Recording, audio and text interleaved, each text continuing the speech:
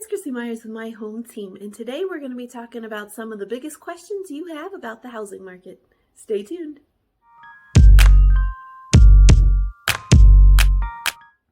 Of the three biggest questions that people have been asking about the market, the biggest one by far is, are we in a bubble? Is the housing market going to crash? Short answer, no, you don't have to worry about that. Long answer is no, because we have a very, very different market than what we had back in 2008. In 2008, they would give loans to anybody. They just were trying to fill quotas and get their payday. And while today they do sometimes still get paid based on loans, it's set up very differently and it's regulated much more strictly. So you don't have the inappropriate lending practices that were happening in 2008. Another great thing is that people back in 2008 were using their equity in very unwise ways. So they would take out all the equity of their home and use it to buy a boat or something not super practical like that, something they didn't need.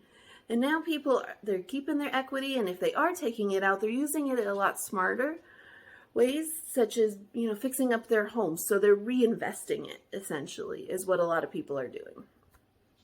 And because of this, people aren't underwater like they were. I mean, they're not taking out all their equity, they're taking out a lot less.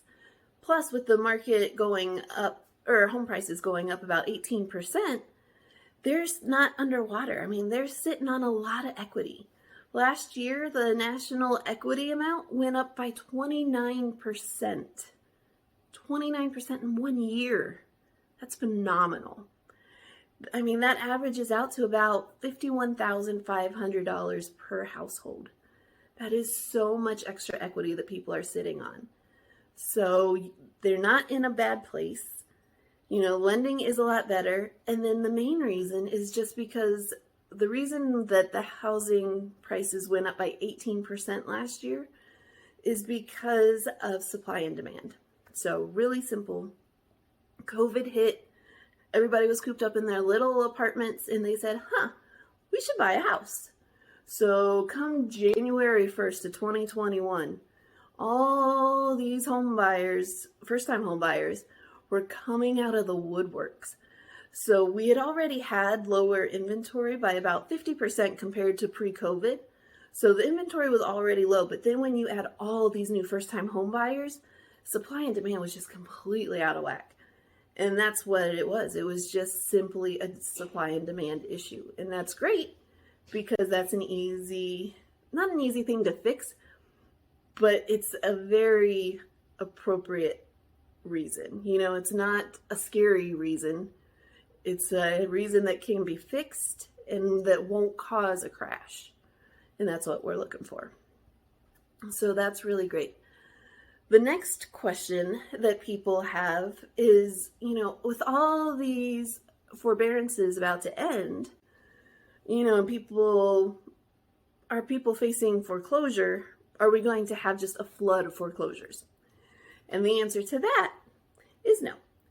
And we had already touched on it a little bit, but people aren't underwater on their homes. So if they are in a tight spot financially and they do have loans that they're in default on, they can just sell their home because they have enough of a heads up that they can put it on the market, and the homes are going fast enough that they can just sell it and probably make some money on it in the process. Will there be some foreclosures? Absolutely. I mean, it will happen. There will be some. Will it be just a massive flood? No. And honestly, even if it was a flood, even if every single house that is in pre-foreclosure right now hit the market, there's such a demand that it would absorb it. And so it would be okay. Now, not every single one is going to hit the market, but it is going to come. I mean, it is going to happen, but it's not going to be crazy and it's not going to help make the market crash. So again, stable, excellent, good to know. So next year, home prices are expected to only appreciate about 5%. And the foreclosures are a part of it. But another reason is more people are starting to sell. Actually, statistics are showing that a lot of people are wanting to start listing in their homes this winter because they're like, all right, this is too crazy. We don't want to sell because we're afraid we can't get a new place. Now that the market's starting to calm down a little bit, they're more willing to sell because they're not as scared that they're not going to be able to find something. So that's going to help too. So it's just balancing out the supply and demand. And then the third question that we get the most is, well, what's the market going to look like for 2022?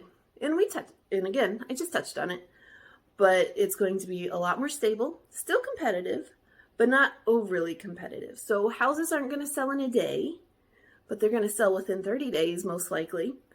And, there's going to be other buyers out there, and you might have 1 or 2 bids that you're up against, but you're not going to have 25 unless it's a crazy good deal.